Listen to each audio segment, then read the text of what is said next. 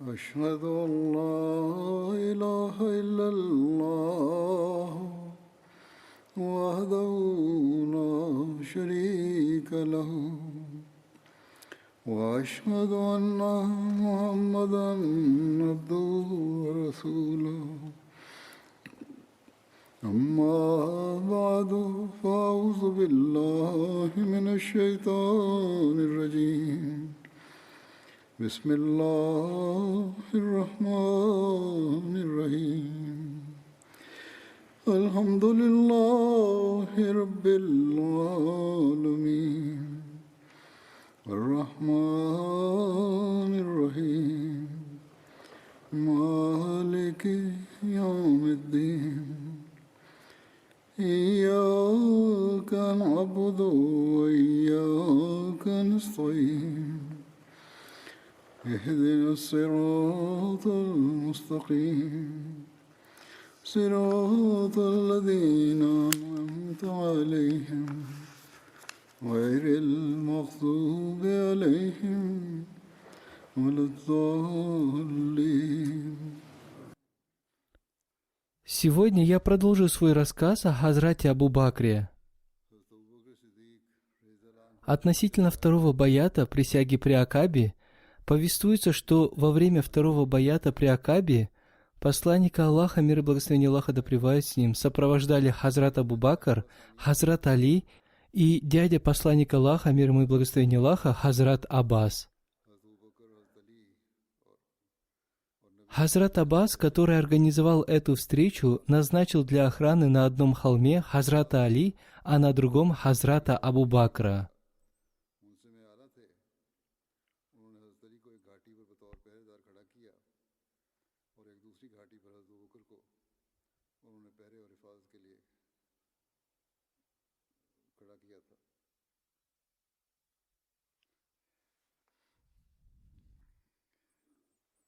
Переселение посланника Аллаха, мир ему и благословение Аллаха, в Медину и его сопровождение Хазратом Абу Бакром, да будет доволен им Аллах. Повествуется, что когда притеснения и жестокости против мусульман увеличились, то посланник Аллаха, мир ему и благословение Аллаха, увидел сон, в котором он увидел место для своего переселения. Это была бесплодная земля, окруженная финиковыми пальмами, и название этой земли не было указано, но, размышляя относительно нее, посланник Аллаха, мир ему и благословение Аллаха, подумал, что это либо Хаджар или Ямама. В Сахих Бухари в связи с этим повествуется: посланник Аллаха, мир ему и благословение Аллаха, сказал: «Я подумал, что это место Ямама либо Хаджар, однако оно оказалось городом Ясрибом».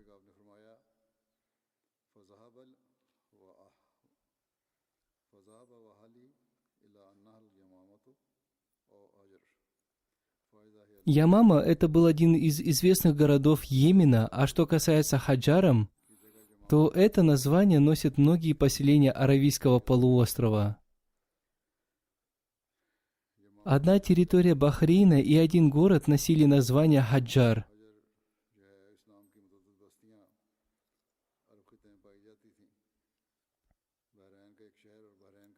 Спустя некоторое время после этого сна создалась такая обстановка, что счастливые люди из города Медина начали принимать ислам, и посланник Аллаха, мир и благословение Аллаха да пребывает с ним, от Всевышнего Аллаха узнал, что эта земля – город Ясриб. Позднее этот город получил название Медина.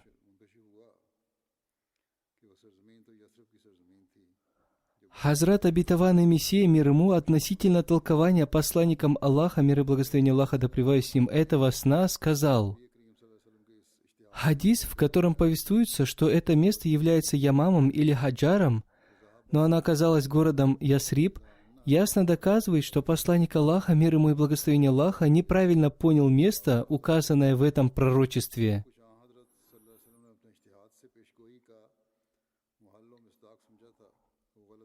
Посланник Аллаха, мир и благословение Аллаха да пребывает с ним, разрешил переселиться в Медину притесненным и подвергающимся жестокостям мусульманам, и постепенно мусульмане начали переселяться в Медину. После второго баята присяги при Акабе мусульмане стали более активно переселяться в Медину. Дома и целые кварталы Мекки стали пустеть. Видя эту картину, вожди-притеснителей в Мекке пришли в еще большую ярость, и они разными способами стали препятствовать притесненным мусульманам переселяться. И они стали подвергать мусульман еще большим притеснениям. Иногда они разрешали мужьям переселяться, но препятствовали переселению их жен и детей. Иногда они отбирали у них их имущество под предлогом, что они заработали его в Мекке, и говорили, что если вы хотите переселиться, то делайте это без своего имущества. Иногда они удерживали их посредством любви к своей матери, говоря им: «Идите к своим матерям», и в пути их связывали веревками и бросали в темные комнаты.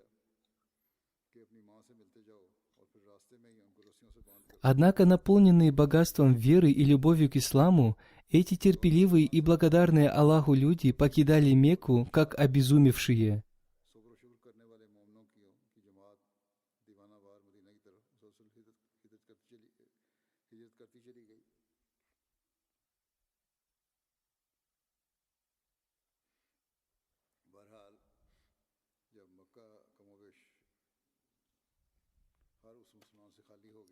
Одним словом, большинство мусульман переселились, и остались лишь слабые мусульмане, и, упоминая о них, Всевышний Аллах говорит: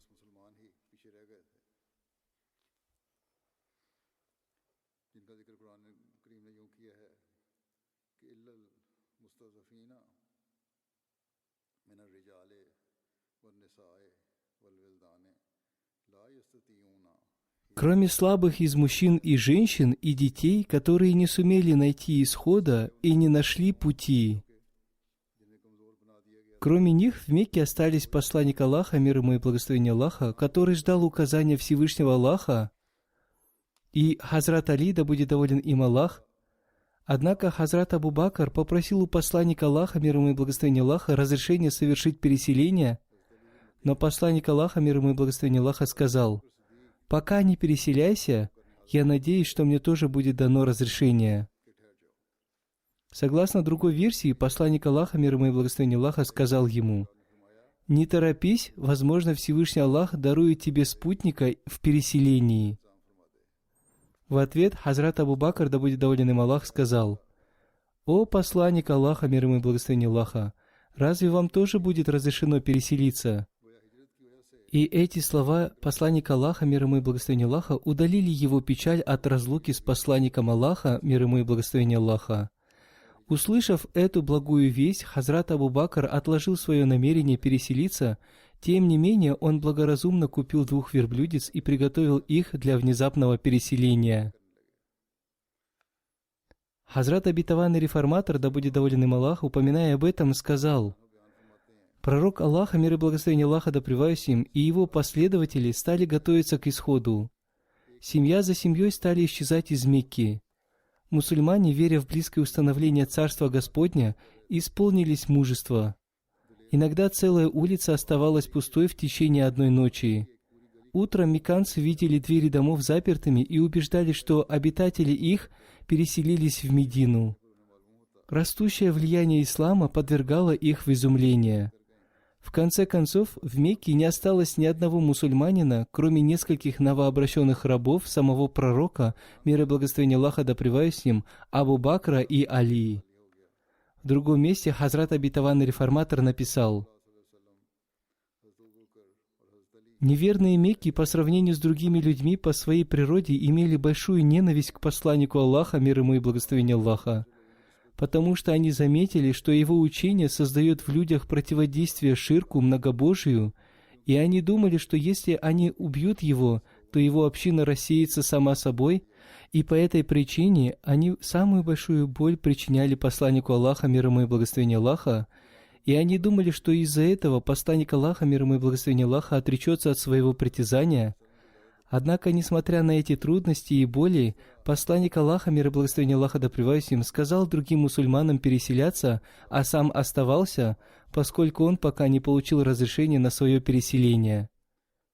И когда Абу Бакр попросил у него разрешения переселиться, он сказал ему: «Пока оставайся, я надеюсь, что я тоже получу разрешение на переселение».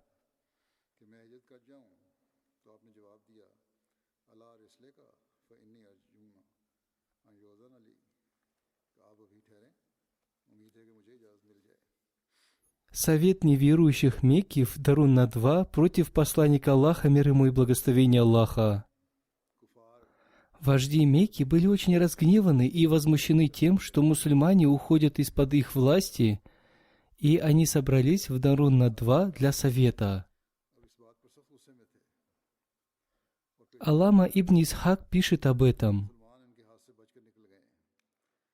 Когда курайшиты увидели, что некоторые люди, которые не были из Мекки и ее окрестностей, присоединились к посланнику Аллаха, мир и благословение Аллаха да пребывает с ним, и они также увидели, что сподвижники переселяются к этим людям, и узнали, что они обрели защиту у этих людей, и они опасались, что посланник Аллаха, мир ему и благословение Аллаха, тоже может переселиться к ним. И они думали, что все эти люди собираются там, чтобы воевать против курайшитов. И курайшиты собрались в Дарун-Надва, в доме, который принадлежал Кусаю ибн Калабу. Курайшиты организовали в этом доме свой совет. И они всегда собирались на совет против посланника Аллаха, мир ему и благословение Аллаха, в этом доме. В другом повествовании Хазрат Абдулла ибн Аббас повествует: «Это день, когда эти люди собрались в Дарун-Надва на совет против посланника Аллаха, мир ему и благословение Аллаха, и дали свое обещание, получил название Яумус Захма. Перед ними выступил один пожилой человек, похожий на Иблиса. Он был завернут в накидку и стоял в двери Дарун-Надва. Собравшиеся там не знали, кто это, и они спрашивали друг друга: «Кто этот старик?» Он сам ответил им: «Я один из стариков Наджада, и я слышал, что вы дали свои клятвы. Я пришел для того, чтобы услышать ваше мнение, и я надеюсь, что вы выслушаете мое мнение и хороший совет».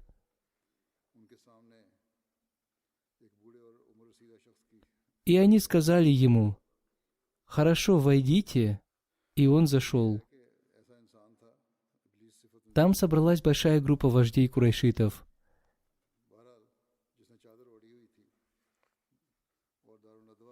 И имена некоторых из них известны: Утба ибн Рабия, Шейба ибн Рабия, Абу Суфьян ибн Харб, Тейма ибн Ади и другие, и два сына Абу Джахля, ибн Хишама Хаджадж,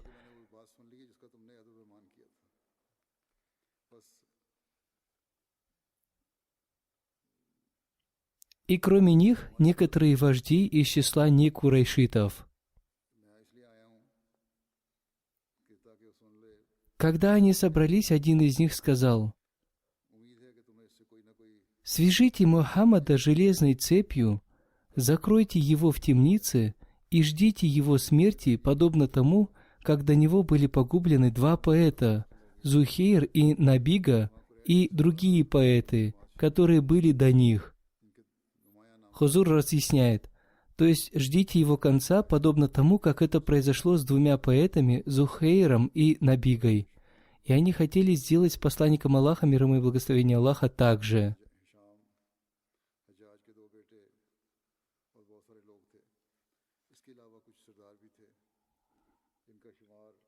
На это этот старик из Наджис сказал: «Нет, клянусь Богом, я считаю это предложение неподобающим.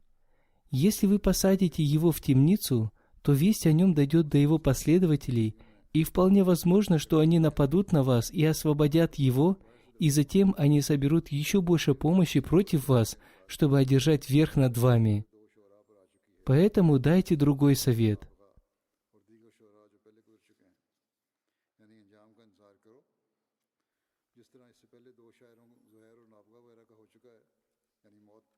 Затем еще один человек сказал: мы изгоним его из своего города с глаз, и пусть живет там, где ему угодно. Мы не будем поддерживать с ним никаких отношений, и когда он уйдет, мы освободимся от него, и мы станем жить как прежде». На это этот старик из Начды сказал: «Клянусь Богом, это тоже неподобающий совет.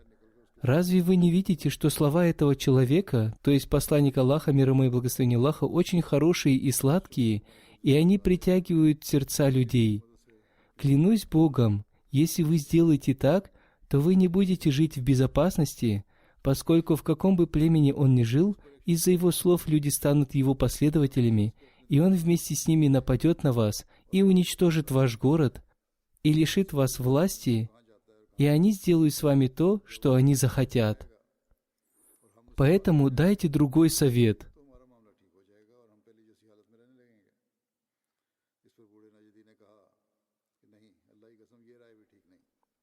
Тогда Абу Джахаль сказал: «Мой совет заключается в том, чтобы каждое племя выбрало по одному благородному молодому человеку, и мы вручим им по острому мечу, что все они одновременно, как один человек, напали на него и убили, и таким образом мы освободимся от этого человека, и грех за такое убийство разделится на все племена, и племя Бану Абд-Манаф не в состоянии воевать против всех племен, и они согласятся принять выкуп, и мы заплатим выкуп».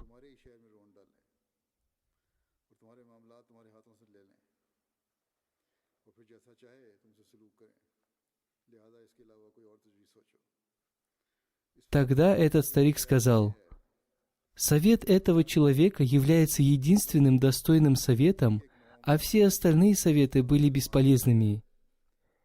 И все они согласились с этим советом и разошлись.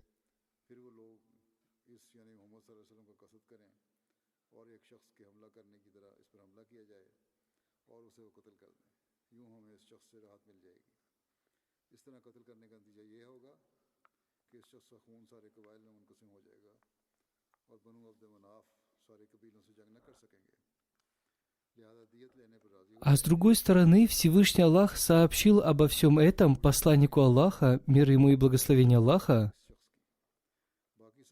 и в связи с этим он изрек: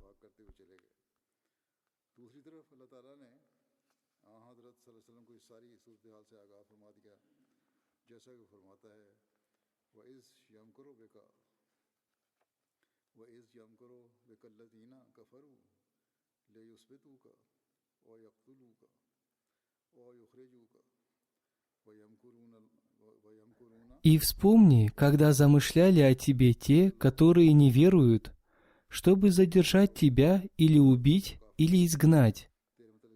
Они замышляли, и Аллах замышлял, и Аллах наилучший из замышляющих».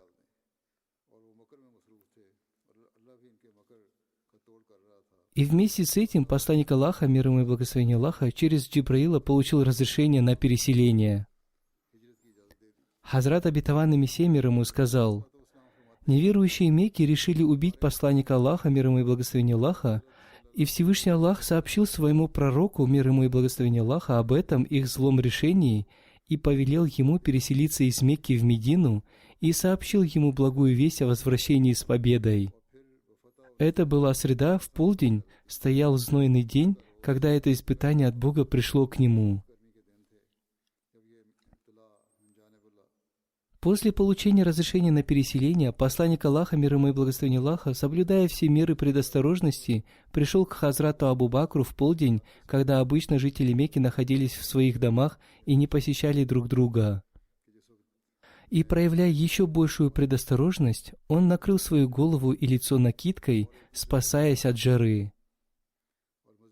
Согласно повествованиям Табрани и Фатхуль-Бари, когда он подошел к дому Хазрата Абу Бакра, его увидела Хазрат Асма и сказала: «Оказывается, это идет посланник Аллаха, мир ему и благословение Аллаха».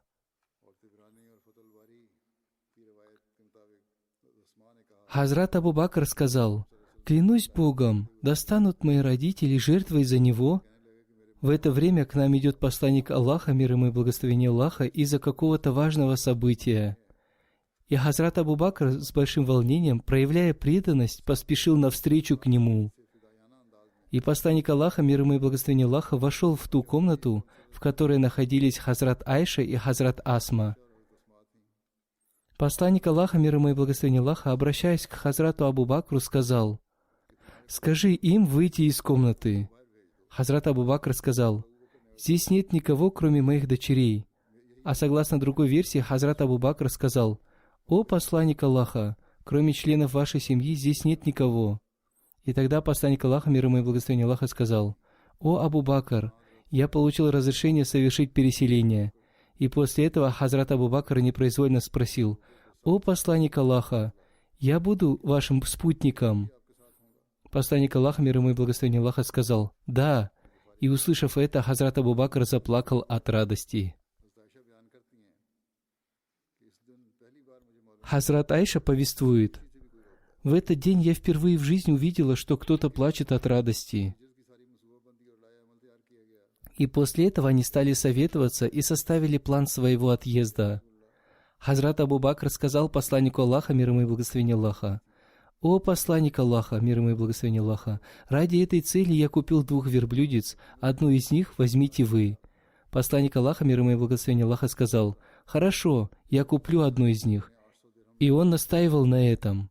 И тогда у Хазрата Абу Бакра не осталось иного выхода, и он сказал, что он купил этих верблюдиц за 800 дирхемов, и тогда посланник Аллаха, мир ему и благословение Аллаха, купил одну верблюдицу за 400 дирхемов, а согласно другой версии, он купил ее за 800 дирхемов. Затем они решили, что они совершат первую остановку в пещере Саур и проведут в ней 3 дня.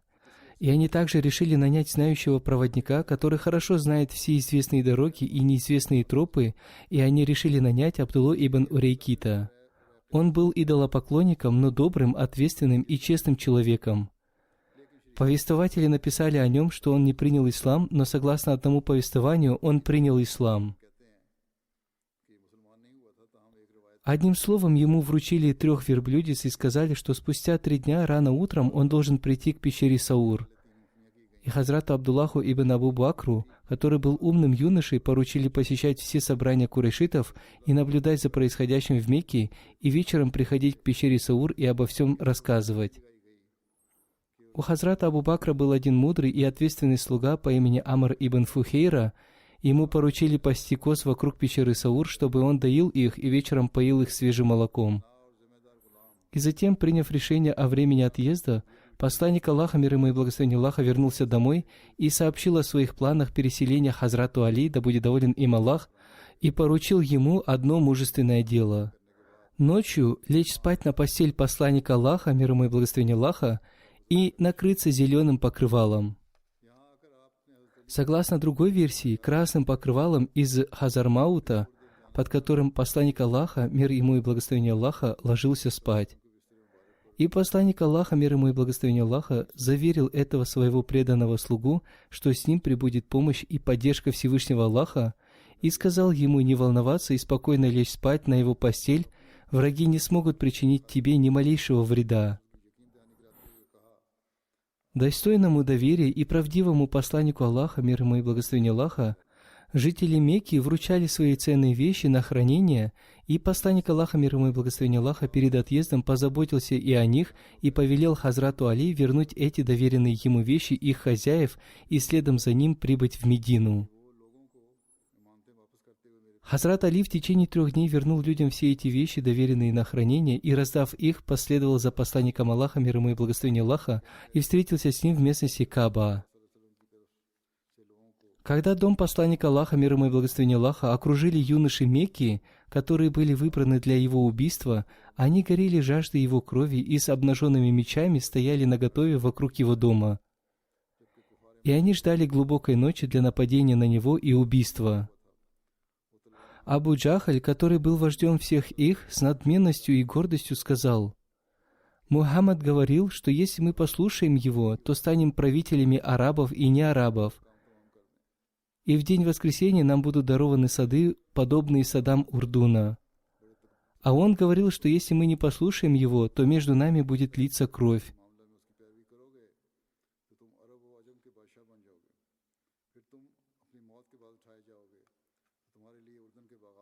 Посланник Аллаха, мир ему и благословение Аллаха, вышел и сказал: Да, я так говорил и прочитал аяты из суры Ясин. बाहर निकले और फरमाया हाँ ऐसे ही मैं कहता हूँ और सूरह यासीन की ये आयत पढ़ते हुए कि यासीन वल कुरानिल हकीम इन्नका लमिनल मुरसलीन अला सिरातिम मुस्तकीम तंजीलल अजीज़िर रहीम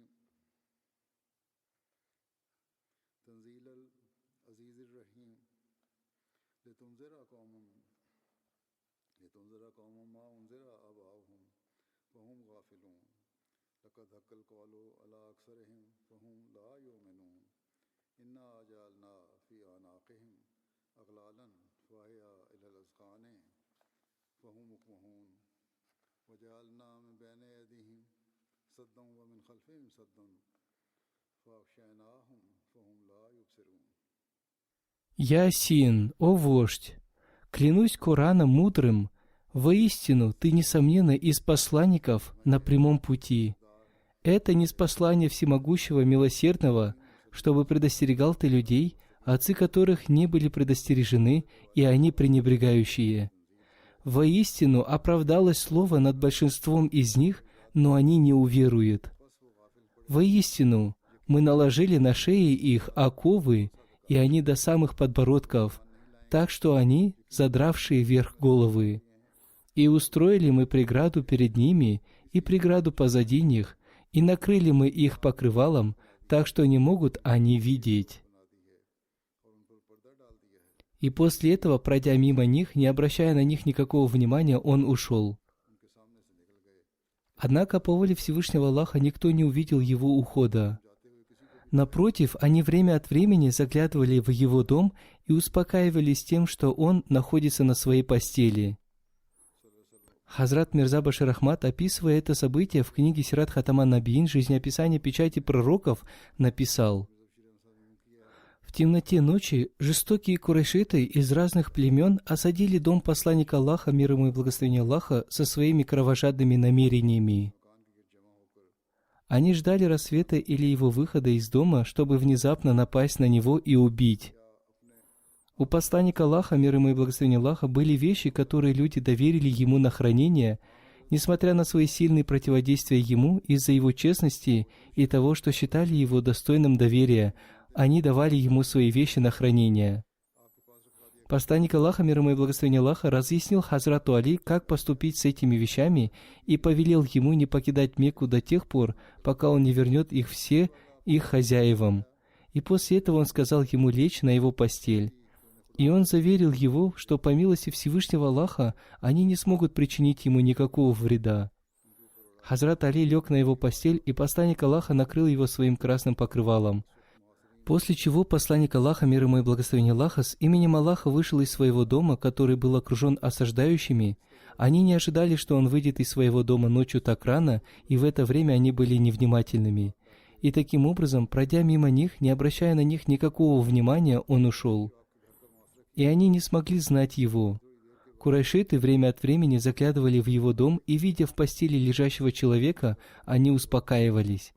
А утром они узнали, что их добыча ускользнула из их рук, и они начали метаться по улицам Мекки и обыскивать дома сподвижников, но ничего не нашли. Они в ярости схватились Хазрата Али и избили его. Хазрат обетованный Мессия мир ему, упоминая об этом событии, написал: «Когда посланник Аллаха, мир и благословение Аллаха да пребывает с ним, внезапно покинул свой родной город, противники осадили его благословенный дом с намерением убить его. И в это время очень близок к святому пророку, мир ему и благословение Аллаха, был человек, в природе которого была любовь к нему и вера в него, будучи готовым пожертвовать ради него своей жизнью. По указанию посланника Аллаха, мир ему и благословение Аллаха, он лег на его кровать, накрыв свое лицо, чтобы враги посланника Аллаха, мир ему и благословение Аллаха, не предприняли никаких розысков посланника Аллаха, мир ему и благословение Аллаха, и они оставались рядом с его домом, чтобы убить его, считая, что он находится в доме. Никто не готов просто так пожертвовать своей жизнью и согласиться на то, чтобы ему отрубили голову. Только сильная любовь может заставить согласиться на это с полной искренностью.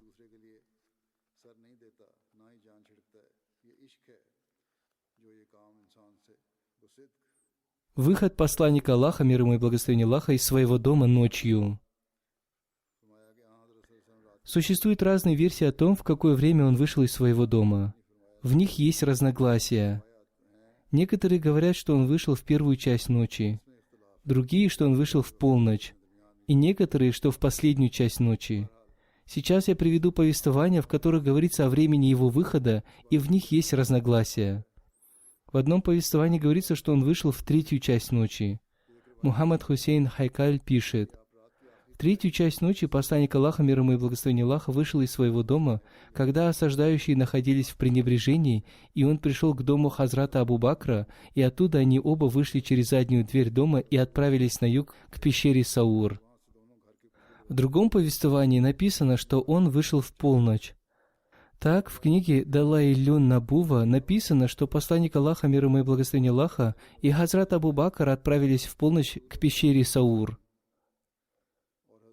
В книге Мадараджун Набува написано, что посланник Аллаха решил отправиться утром, и вечером он повелел Хазрату Али лечь спать на его постели, чтобы многобожники не сомневались, что он дома, и не узнали о его уходе.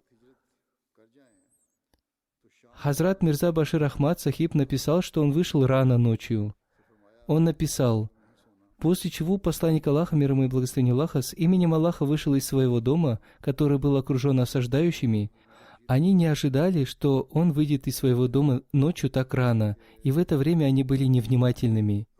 И таким образом он прошел мимо них, не обращая на них никакого внимания, и ушел. И они не смогли узнать его. Посланник Аллаха, мир ему и благословение Аллаха, быстро шел по улицам Мекки, и прошло совсем немного времени, как он вышел из города и направился к пещере Саур, и, как было уже решено заранее, Хазрат Абу Бакр присоединился к нему в дороге. Хазрат Абитаван Реформатор сказал: когда мекканцы осадили его дом, чтобы убить его, в темноте ночи он вышел из своего дома с намерением переселиться. Осаждающие думали, что он не знает об их намерениях убить его. Они не сомневались в этом. Но когда посланник Аллаха, мир ему и благословение Аллаха, прошел среди них, они подумали, что это какой-то другой человек, и вместо того, чтобы напасть на него, они расступились и постарались скрыться, чтобы Мухаммад, мир ему и благословение Аллаха, не узнал об их намерениях. И за день до этой ночи, днем, он уже сообщил Абу Бакру о том, что он будет сопровождать его при переселении. И затем он присоединился к нему, и они быстро покинули Мекку.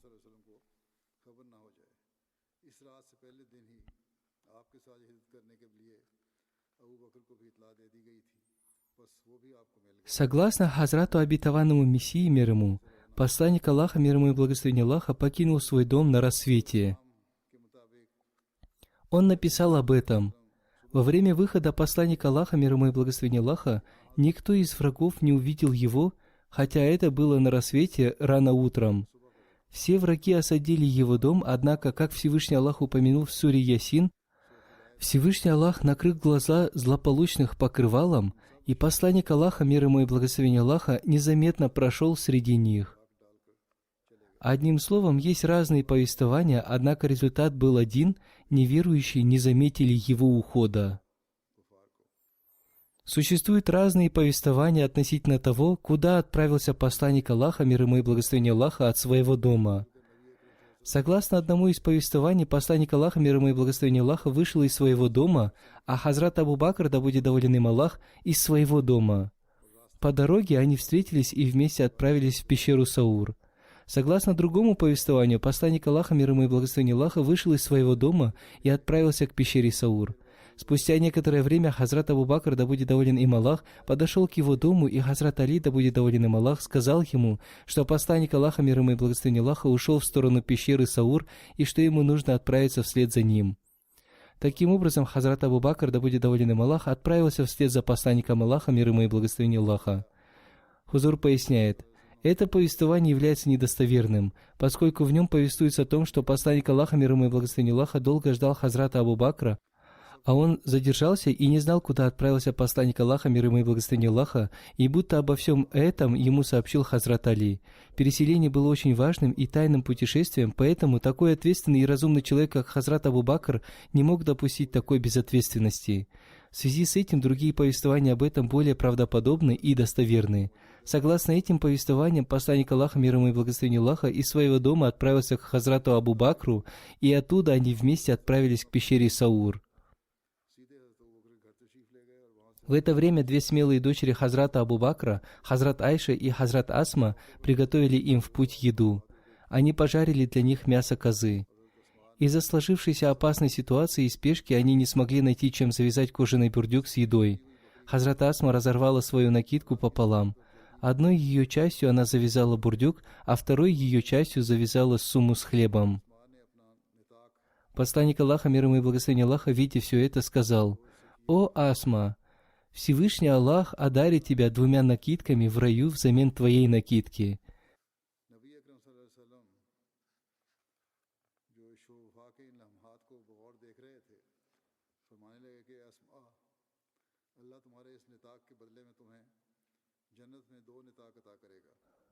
После этих слов посланника Аллаха, мир ему и благословение Аллаха, Хазрат Асма получила прозвище Заатун Нитакаин, обладательница двух накидок.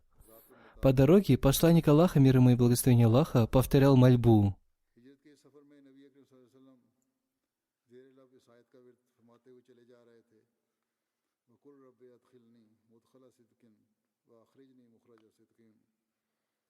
«И скажи: о Владыка мой, введи меня входом истинным и выведи меня выходом истинным, и даруй мне от себя могучего помощника».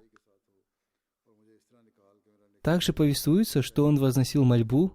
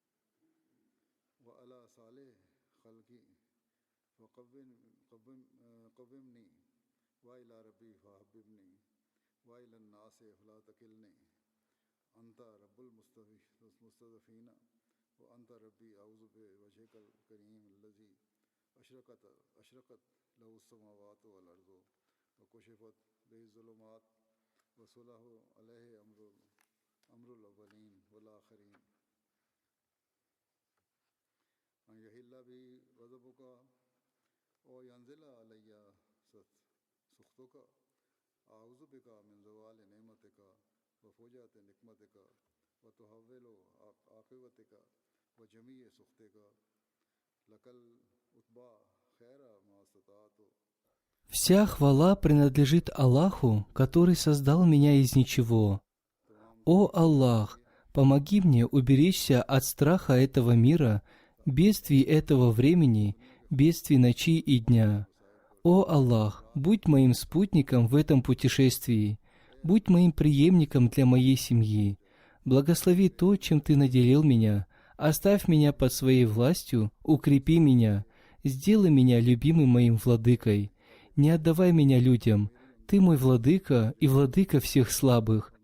Небеса и земля осветились Твоим благородным ликом, мрак удалился, и дела первых и последних улучшились».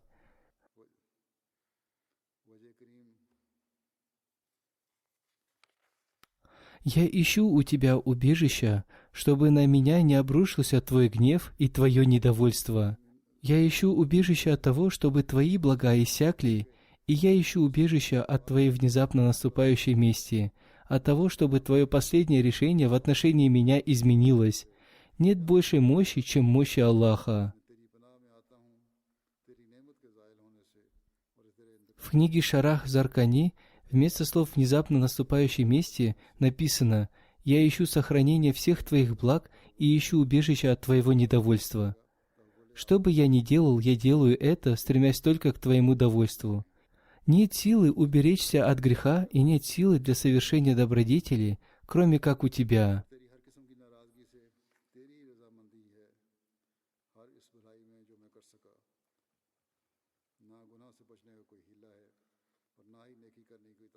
Проходя мимо Каабы, посланник Аллаха, мир ему и благословение Аллаха, повернувшись лицом в ее сторону, сказал: «О Мекка, клянусь Аллахом, ты любима мне больше, чем вся земля. Ты любима Аллахом больше всех земель. Если бы твои жители насильно не изгнали меня, я бы никогда не покинул тебя».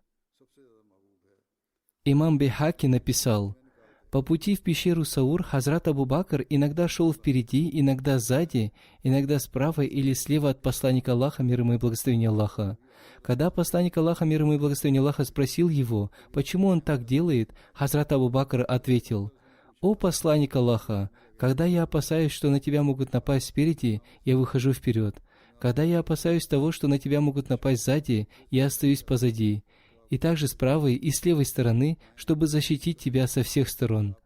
Повествуется, что в этом горном путешествии благословенные ноги посланника Аллаха, мир ему и благословение Аллаха, были изранены. Еще в одном месте повествуется, что по пути посланник Аллаха, мир ему и благословение Аллаха, споткнулся об камни и ранил ногу. Когда они пришли в пещеру Саур, Хазрат Абу Бакр, обратившись к посланнику Аллаха, мир ему и благословение Аллаха, сказал: «Ты побудь здесь, а я зайду внутрь пещеры, очищу ее и удалю то, что окажется опасным и вредным». Таким образом, Хазрат Абу Бакр вошел первым в пещеру, очистил ее и своей одеждой заткнул в ней щели. Затем он позвал вовнутрь посланника Аллаха, мир ему и благословение Аллаха. Повествуется, что посланник Аллаха, мир ему и благословение Аллаха, положил свою голову на ноги Хазрата Абу Бакра и немного отдохнул. Осталась только одна дыра, которую он не заткнул из-за того, что он ее не заметил, либо из-за того, что у него не хватило одежды, и чтобы заткнуть ее, Хазрат Абу Бакр положил на нее свою голову, но оттуда выползла змея или скорпион, и Хазрат Абу Бакр был ужален.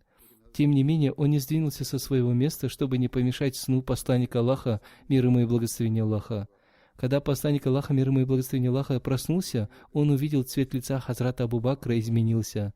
Посланник Аллаха, мир ему и благословение Аллаха, спросил его, что с ним случилось, и он рассказал посланнику Аллаха, мир ему и благословение Аллаха, о том, что произошло. Посланник Аллаха, мир ему и благословение Аллаха, смазал своей благословенной слюной ужаленное место и исцелил его. Что касается курайшитов в Мекке, то они все еще продолжали осаждать дом посланника Аллаха, мир ему и благословение Аллаха.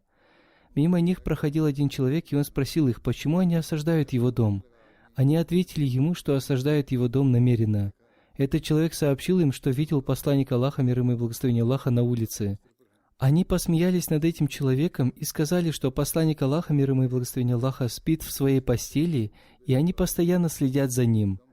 С наступлением глубокой ночи, согласно своему плану, они все вместе зашли внутрь дома посланника Аллаха, мир ему и благословение Аллаха. Сорвав покрывало, они увидели Хазрата Али, лежащего в постели посланника Аллаха, мир ему и благословение Аллаха. Они спросили его: «Где Мухаммад?» Хазрат Али ответил, что он этого не знает. Обругав и избив его, они некоторое время держали его в заперти и спустя некоторое время отпустили. После этого они вернулись и с яростью стали обыскивать улицы и дома Мекки. Они также обыскали дом Хазрата Абу Бакра. В доме их встретила Хазрат Асма. Абу Джахаль спросил ее: «Где твой отец, Абу Бакр?» Она сказала, что не знает, где он. После этого этот злобный человек так сильно ударил Хазрат Асму, что сломал ей сережку, и она выпала из ее уха. После этого они ушли оттуда. Безуспешно обыскав всю Мекку, они отправили во все стороны своих следопытов. Один из вождей Мекки по имени Умайя бин Халф лично отправился на поиски вместе с одним из следопытов. Нет сомнения в том, что этот следопыт действительно был опытным следопытом. Сколько бы ни хвалили его опыт в этом деле, этого будет мало, поскольку он был единственным следопытом, который по следам посланника Аллаха, мир ему и благословение Аллаха, привел их к пещере Саур и сказал: «Следы стоп Мухаммада приводят только сюда и больше никуда». Хузур поясняет: Аллама Балавари написал, что этого следопыта звали Алькама ибн Кайс, и он принял ислам во время победы над Меккой.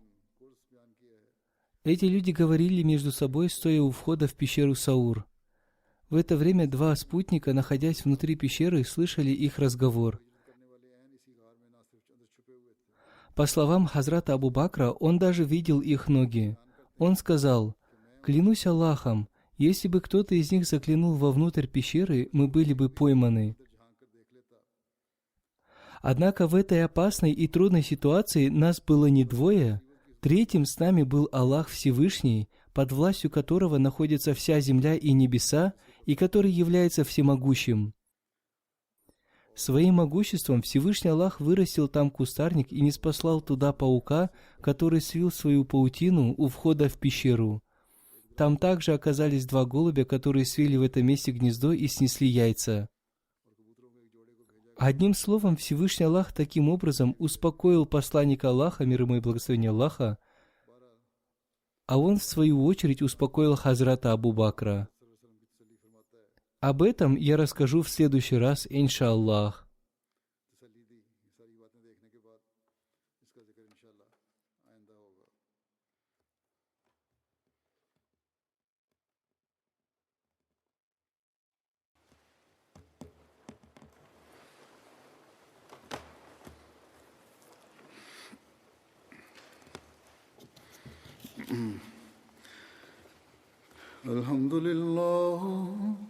الحمد لله نحمده ونستعينه ونستغفره ونؤمن به ونتوكل عليه ونعوذ بالله من شرور أنفسنا ومن سيئات أعمالنا من يهده الله فلا مضل له ومن يضلل فلا هادي له ونشهد أن لا إله إلا الله ونشهد أن محمدا عبده ورسوله عباد الله رحمكم الله إن الله يأمر بالعدل والإحسان وإيتاء ذي القربى وينهى عن الفحشاء والمنكر والبغي يعظكم لعلكم تذكرون اذكروا الله يذكركم وادعوه يستجب لكم ولذكر الله أكبر